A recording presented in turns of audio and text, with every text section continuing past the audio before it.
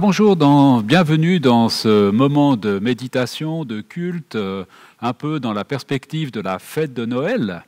Cet après-midi à l'Oasis, à 16h30, nous aurons la fête de Noël.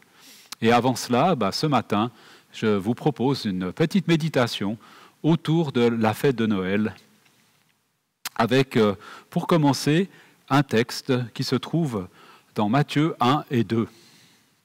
Voici dans quelles circonstances Jésus-Christ est né. Marie, sa mère, était fiancée à Joseph, mais avant d'habiter ensemble, elle se trouva enceinte par l'action de l'Esprit Saint. Joseph, son fiancé, était un homme droit et ne voulait pas la dénoncer publiquement. Il décida de la renvoyer en secret. Comme il y pensait, un ange du Seigneur lui apparut dans un rêve et lui dit « Joseph, descendant de David, ne crains pas de prendre chez toi Marie, ta femme, car l'enfant qui a été conçu en elle vient de l'Esprit Saint. Elle mettra au monde un fils, tu l'appelleras Jésus, car il sauvera son peuple de ses péchés. » Tout cela arriva afin que s'accomplisse ce que le Seigneur avait dit par le prophète. La Vierge sera enceinte et mettra au monde un fils. On l'appellera Emmanuel, ce qui se traduit par Dieu avec nous. Quand Joseph se réveilla, il agit comme l'ange du Seigneur lui avait ordonné. Il prit sa femme, Marie, chez lui, mais il n'eut pas de relation sexuelle avec elle jusqu'à ce qu'elle ait mis au monde un fils que Joseph appela Jésus. Après la naissance de Jésus à Bethléem en Judée, à l'époque où Hérode était roi, des savants vinrent d'Orient. Ils arrivèrent à Jérusalem et demandèrent « Où est l'enfant qui vient de naître, le roi des Juifs ? Car nous avons vu son étoile apparaître en Orient, et nous sommes venus nous prosterner devant lui. » Quand le roi Hérode apprit cette nouvelle, il fut troublé, ainsi que toute la ville de Jérusalem. Il réunit tous les grands prêtres et les spécialistes des Écritures et leur demanda où le Christ devait naître. Ils lui répondirent « À Bethléem, en Judée, car voici que le prophète a écrit « Et toi, Bethléem, terre de Juda, tu n'es certainement pas la moindre importante des localités de Juda, car c'est de toi que viendra un chef qui conduira son peuple, Israël. » Alors Hérode convoqua secrètement les savants, s'informa auprès d'eux du moment précis où l'étoile était apparue. Il les envoya à Bethléem en leur disant « Allez chercher des renseignements précis sur l'enfant. Quand vous l'aurez trouvé, faites-le moi savoir afin que j'aille, moi aussi, me prosterner devant lui. » Après avoir écouté le roi, ils partirent. L'étoile qu'ils avaient vue en Orient les précédait. Quand elle arriva au-dessus de l'endroit où se trouvait l'enfant, elle s'arrêta. Et la voyant là, ils furent remplis d'une grande joie. Ils entrèrent dans la maison, virent l'enfant avec sa mère, Marie. Ils tombèrent à genoux pour se prosterner devant l'enfant, puis ils ouvrirent leur trésor et lui offrirent des cadeaux, de l'or, de l'encens, de la myrrhe. Comme ils furent avertis dans un rêve de ne pas retourner auprès d'Hérode, ils prirent un autre chemin pour rentrer dans leur pays. Longue histoire, mais finalement importante pour comprendre un peu le contexte dans lequel se passe, ou d'où vient finalement la fête de Noël. Alors ce matin, j'ai choisi un titre pour la réflexion de ce matin, Fête de Noël, la fête, et puis fête de Noël, mais que faisons-nous de Noël ? Oui, nous fêtons Noël, naissance de Jésus-Christ, comme nous l'avons vu dans ce texte. Son ministère commencera d'ailleurs 30 ans plus tard quand même.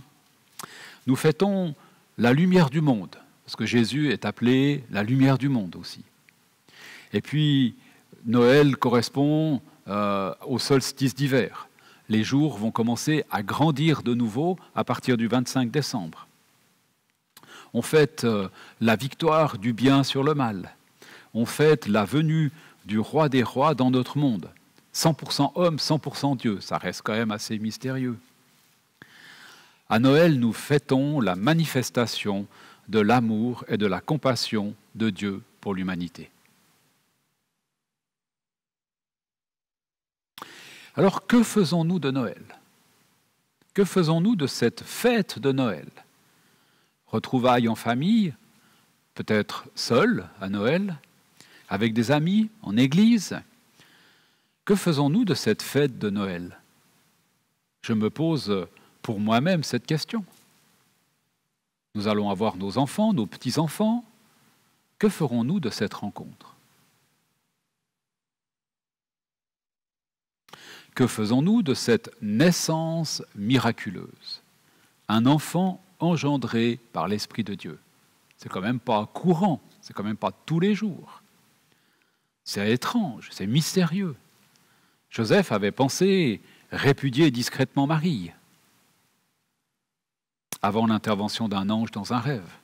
Hérode avait bien l'intention d'éliminer Jésus.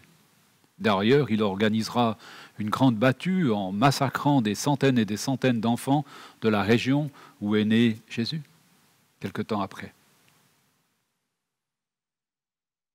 Et nous? Et nous? Que faisons-nous de l'arrivée de Jésus-Christ dans notre vie? C'est comme pour Marie, en fait. C'est l'action de l'Esprit Saint, de l'Esprit de Dieu, qui travaille en nous. Quand nous reconnaissons Jésus comme le Fils de Dieu, quand nous acceptons Jésus comme notre Sauveur, celui qui porte sur la croix tout ce qui me sépare de l'amour de Dieu.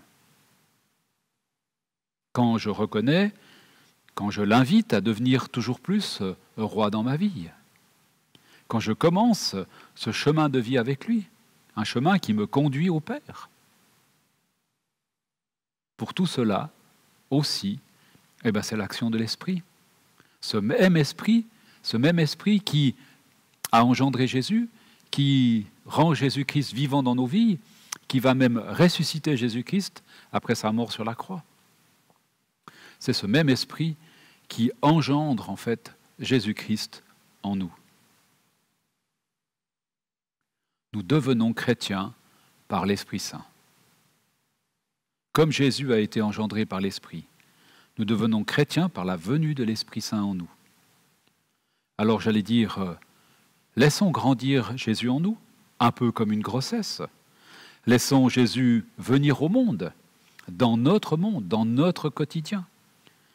Laissons Jésus grandir, prendre toujours plus de place dans notre vie.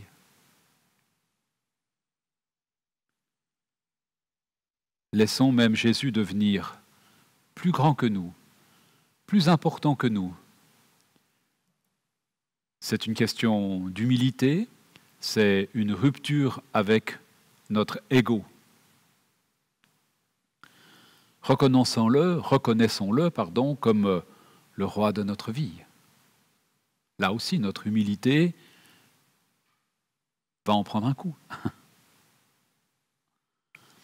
Entrons dans ses projets pour notre vie.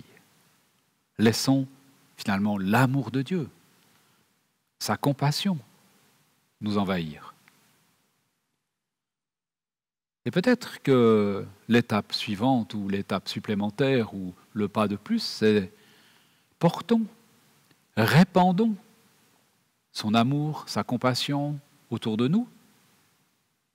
Répandons l'espérance, la joie, la paix, la réconciliation auprès de celles et ceux que nous allons rencontrer dans cette période de Noël, tout au long de l'année d'ailleurs. Alors je dirais pour conclure, qu'allons-nous faire de cette fête de Noël? Qu'allons-nous faire de cette fête de Noël? J'aimerais vous inviter à la prière. C'est vrai, Seigneur, qu'il y a des choses qu'on n'arrive pas à comprendre. Il y a des choses qui nous échappent. Comment un enfant peut-il être engendré par le Saint-Esprit? Mystère. Comment l'Esprit Saint vient en nous faire naître Jésus-Christ dans notre vie? Mystère. Comment répandre autour de nous cet amour, cette compassion? Comment est-ce que ça va toucher des autres personnes? Comment est-ce que ce que tu nous as donné va, au travers de nous, se répandre à d'autres, auprès d'autres, en d'autres? Là encore, mystère.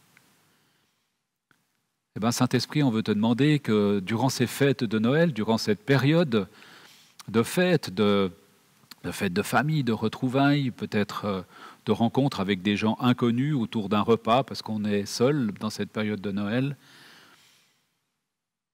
que là aussi nous sachions nous laisser conduire par toi, Saint-Esprit, pour avoir les bonnes paroles, avoir la bonne attitude, avoir ces mots qui donnent de la lumière, qui donnent de l'espérance, qui donnent de la joie, qui donnent ton amour, qui donnent ta compassion. Aide-nous, Seigneur, à dépasser finalement les simples cadeaux de Noël qu'on pourrait recevoir. Le vrai cadeau que nous pouvons apporter autour de nous, eh ben, c'est toi-même, Jésus. Et pour cela, on a besoin de ton aide, on a besoin de ton action, on a besoin de ce que tu nous mettes en route, on a besoin que tu nous donnes les bonnes paroles et tout ça pour qu'on puisse, à notre tour, être de ceux qui apportons cette lumière dans notre monde d'aujourd'hui, pour que cette fête de Noël soit différente peut-être de toutes celles que nous avons vécues jusqu'à aujourd'hui, pour que nous sachions porter ta lumière et ton amour, ton espérance dans notre environnement, dans nos rencontres que nous allons faire en cette fin d'année. Que tu sois glorifié, béni et mis à la première place de tout ce qui va se passer dans ce temps. Que tu sois glorifié par tout cela, Seigneur Jésus. Amen. Voilà, je vous souhaite une bonne fin de journée, une bonne suite de journée. Si vous ne savez pas quoi faire, 16h30 à l'Oasis, fête de Noël, chant de Noël, chorale, les enfants, un petit apéritif dînatoire après, un temps convivial. Vous êtes les bienvenus ce soir à 16h30 à l'Oasis. Et belle journée à vous.